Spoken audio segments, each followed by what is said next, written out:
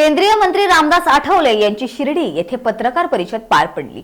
या पत्रकार परिषदेत केंद्रीय मंत्री रामदास आठवले यांनी उद्धव ठाकरे अत्यंत तापलेले आहेत। उद्धव ठाकरे हे एकनाथ शिंदे यांना गद्दार म्हणण्यापेक्षा त्यांना सुद्धा गद्दार म्हणणारे लोक आहेत। सर्व आमदार व नेते स्वतःच्या मनाने आपले आहेत। महाराष्ट्रात आमच्या 40 जागा निवडून येतील। शिर्डीतून निवडणूक लढवण्याची इच्छा होती। अंदमान निकोबार या ठिकाणी देखील माझ्या पक्षाचं काम चालू आहे। काँग्रेसच्या काळात बाबासाहेब आंबेडकर यांच्या स्मारकासाठी जागा देण्याचा विचार केला नाही। मोदी आल्याबरोबर त्यांनी बाबासाहेब यांच्या स्मारकासाठी जागा दिली। महाराष्ट्रात सरकारला त्वरित विनामूल्य जागा हस्तांतरित करण्याचे आदेश देखील दिले। त्यानंतर आता MMRDच्या माध्यमातून त्या ठिकाणी बाबासाहेब आंबेडकर यांचा मोठा स्मारक देखील होत आहे। जगातील अनेक स्मारकांपैकी सर्वात मोठे स्मारक होते। स्टॅच्यू ऑफ लिबर्टी पेक्षा उंच उभारणार आहे हा स्टॅच्यू। नरेंद्र मोदी हे हरिजनाचे पूर्णपणे समर्थक आहेत। NDA मध्ये RPI ला जागा मिळाली नाही तरी देखील माझा पक्ष महायुती सोबत राहणार आहे। नरेंद्र मोदी सोबत 10 वर्षापासून आहोत। नरेंद्र मोदी सोबत राहण्याची भूमिका असल्याने आम्ही NDA सोबत आहोत। महायुती सोबत राहण्याचा निर्णय आम्ही घेतला आहे, असंही आठवले यावेळी म्हणाले। महाराष्ट्रामध्ये 40 पर्यंत जागा मिळतील। 40 पर्यंत जागा मागच्या वेळेला आमच्या 41 होत्या। मला वाटतं 23 जागा BJPच्या होत्या आणि 18 जागा शिवसेनेच्या होत्या। त्यातले 13 खासदार आलेत ना आपल्याकडे। त्यातले 13 खासदारही आमच्या महायुतीसोबत आलेले आहेत।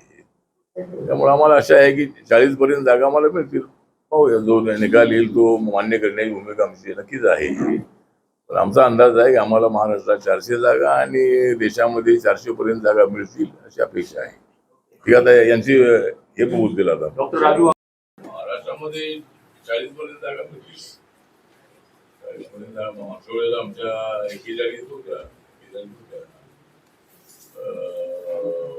मला वाटतं 23 जागा BJPच्या होत्या आणि 18 जागा शिवसेनेच्या होत्या। त्यातले 13 खासदार आलेत ना आपल्याकडे। त्यातले 13 खासदारही आमच्या महायुतीसोबत आलेले आहेत। त्यामुळे आम्हाला आशा आहे की 40 पर्यंत जागा आम्हाला मिळतील। जो निकाल येईल तो मान्य करण्याची भूमिका आमची नक्कीच आहे। पण आमचा अंदाज आहे की आम्हाला महाराष्ट्रात 400 जागा आणि देशामध्ये 400 पर्यंत जागा मिळतील अशी अपेक्षा आहे। ठीक आहे, यांची मुस्लिमांना देऊ तर धर्माच्या आधारावर आरक्षण देता येत नाही असं घटनेचं जे तत्व आहे ते घटनेचं तत्व आहे। पण OBC मध्ये मंडल कमिशनच्या यादीमध्ये 80% मुस्लिम आहे। 80% मुस्लिमांच्या जाती मंडल कमिशन मध्ये आहे आणि त्या बॅकवर्ड म्हणून त्यांची नोंद त्या ठिकाणी झालेली आहे। त्यामुळे मुस्लिम म्हणून नाही आहे। तर प्रधानमंत्र्यांचं काँग्रेसचं म्हणणं असं आहे की आम्ही सत्तेवर आलो तर आम्ही मुस्लिमांना आरक्षण देऊ। त्याच्या पाठीमागे त्यांचा डावपेच एवढाच आहे की मुस्लिम आज 14च्या 19च्या निवडणुकीत काँग्रेससोबत नव्हते, तर ते आपल्यासोबत आले पाहिजे म्हणून ते सातत्यानं मुस्लिमांना आरक्षण देणार अशी भूमिका मांडतायत। पण अनेक मुस्लिम जे आहेत ते त्यांच्या भूलथापांना बळी पडणार नाही। आपण पाहिलेलं आहे की आपण रावसाहेब दानवे यांच्या प्रचारासाठी मुस्लिमांनी मोठी सभा घेतली आणि आम्ही तुमच्या सोबत आहोत असं त्यांनी सांगितलं। आम्हालाही दररोज ज्या ज्या ठिकाणी जातो तिथे मुस्लिम कार्यकर्ते भेटतात। काल एकनाथ शिंदे यांच्यासोबत ठाणे शहरामध्ये नरेश म्हस्केंची रॅली निघाली। 3-3.5 तास मी त्या रॅलीमध्ये होतो। त्या ठिकाणी अनेक मुस्लिम मोहल्ल्यामध्ये फुलं उधळून आमचं उमेदवाराचं मुख्यमंत्र्यांचं स्वागत केलेलं आहे। त्यामुळं जरी काँग्रेस जरी किती बोलत असली तरी खालचा जो मुस्लिम आहे हा मुस्लिम हा नरेंद्र मोदींना आमच्या महायुतीला पाठिंबा देणार आहे। आणि त्यामुळं काँग्रेसची भूमिका ही संविधान विरोधी आहे आणि म्हणून मुस्लिमांना आमचा विरोध नाही। मुस्लिमांना जे 10% आरक्षण जे आम्ही दिलेलं आहे, इकॉनॉमिक विकर सेक्शनला जे 10% आरक्षण दिलेलं आहे त्याच्यामध्ये मुस्लिमांनाही फायदा होतो, जे लोक SC/ST OBC मध्ये नाही। आणि त्या ठिकाणी धर्माची कुठली अडचण अजिबात नाही। कुठल्याही धर्माच्या माणसाला ते आरक्षणाचा फायदा आहे। आणि ज्या योजना आम्ही जाहीर केल्या, जनधन योजनेमध्ये 50 कोटीपेक्षा जास्त अकाउंट उघडण्यात आले। त्यानंतर 46 कोटीपेक्षा जास्त लोकांना मुद्रा योजनेचं लोन मिळालं। 10 कोटी पेक्षा जास्त लोकांना गॅस सिलेंडर उज्ज्वला मिळाला आणि आवास योजनेची 4 कोटी घरं मिळाली, 7-8 कोटी लोकांना आयुष्यमान भारत योजनेचा फायदा मिळाला. तर यामध्ये काही मुस्लिमांना देऊ नका असं अजिबात नाही आहे. म्हणजे आम्ही काही मुस्लिम विरोधी अजिबात नाही. प्रधानमंत्रीची भूमिका मांडतायत की शेड्यूल कास्टचं आरक्षण, आपल्या ओबीसीचं आरक्षण काढून, एससी एसटीला काय प्रॉब्लेम नाही, ओबीसीचं आरक्षण काढून आम्ही ते मुस्लिमांना देऊ, या भूमिकेला प्रधानमंत्र्यांचा विरोध आहे. प्रधानमंत्र्यांचं म्हणणं असं आहे की ओबीसीला अगोदर कमी मिळालेलं आहे आणि म्हणून प्रधानमंत्र्यांनी तशी भूमिका मांडलेली आहे. पण काँग्रेसची भूमिका ही संविधान विरोधी आहे. राहुल गांधी हे देशाचं नेतृत्व करू शकत नाही आहेत.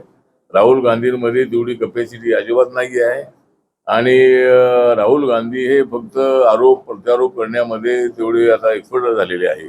पूर्वी ते त्यांना करता येत नव्हते, पण आता मोदींवरती सातत्यानं उलट बोलण्याची त्यांची भूमिका आहे आणि त्याचा फायदा मोदींना जास्त होतो आहे. राहुल गांधी जेवढे जास्त विरोधात बोलतील एवढा फायदा आम्हाला आहे. आणि देशातलं वातावरण जे आहे ते साऊथ इंडियामध्ये बीजेपीला आणि एनडीएला चांगलं यश या ठिकाणी मिळणार आहे. यापूर्वी साऊथ इंडियामध्ये बीजेपीला तेवढ्या जागा मिळत नव्हत्या. आंध्र प्रदेशमध्ये चंद्राबाबू नायडू आणि बीजेपी एकत्र आलेली आहे. तामिळनाडूमध्ये बीजेपी आणि पीएमके एकत्र आलेले आहेत आणि अनेक इतर काही छोटे मोठे ग्रुप आहेत. आणि तेलंगणामध्ये काय आता 4 जागा बीजेपीच्या आहेत, ते 8-9 जागा येण्याची शक्यता आहे. अशा पद्धतीनं साऊथ इंडियामध्ये, कर्नाटकमध्ये चांगल्या जागा येतील.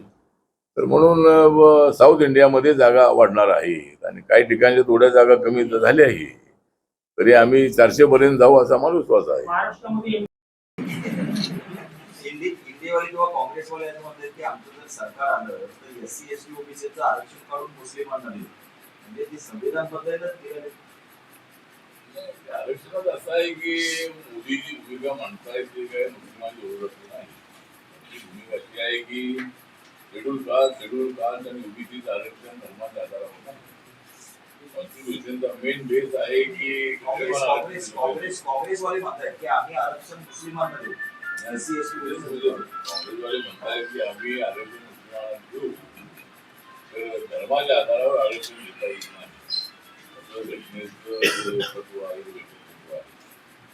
पण ओबीसी मध्ये मंडल कमिशनच्या यादीमध्ये 80% मुस्लिम आहेत.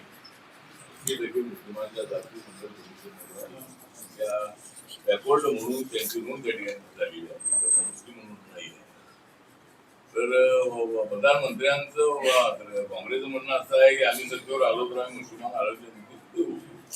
त्याच्या पाठीमागे त्यांचा डावपेच एवढाच आहे की मुस्लिम आज 14च्या 19च्या निवडणुकीत काँग्रेससोबत नव्हते, ते आपल्या सोबत आले पाहिजे म्हणून ते सातत्यानं मुस्लिमांना आरक्षण देणार अशी भूमिका मांडतायत. पण अनेक मुस्लिम जे आहेत ते त्यांच्या भूलथापांना बळी पडणार नाही. आपण पाहिलेलं आहे की आपण रावसाहेब दानवे यांच्या प्रचारासाठी मुस्लिमांनी मोठी सभा घेतली आणि आम्ही तुमच्या सोबत आहोत असं त्यांनी सांगितलं. आम्हालाही दररोज ज्या ज्या ठिकाणी जातो तिथे मुस्लिम कार्यकर्ते दिसतात. काल एकनाथ शिंदे यांच्यासोबत ठाणे शहरामध्ये नरेश मुस्लिमची रॅली निघाली. 3-3.5 तास मी त्या रॅलीमध्ये होतो. त्या ठिकाणी अनेक मुस्लिम मोहल्ल्यामध्ये फुलं उधळून आमचं उमेदवाराचं मुख्यमंत्र्यांनी गेलेलं आहे. त्यामुळं जरी काँग्रेस आणि किती बोलत असले तरी खासदार जो मुस्लिम आहे हा मुस्लिम हा नरेंद्र मोदींना आमच्या महायुतीला पाठिंबा देणार आहे. आणि त्यामुळं काँग्रेसची भूमिका ही संविधान विरोधी आहे आणि म्हणून मुस्लिमांना आमचा विरोध नाही. मुस्लिमांना जे 10% आरक्षण जे आम्ही दिलेलं आहे, इकॉनॉमिक विकर सेक्शनला जे 10% आरक्षण दिलेलं आहे त्याच्यामध्ये मुस्लिमांना फायदा होतो. ओबीसी मध्ये नाही.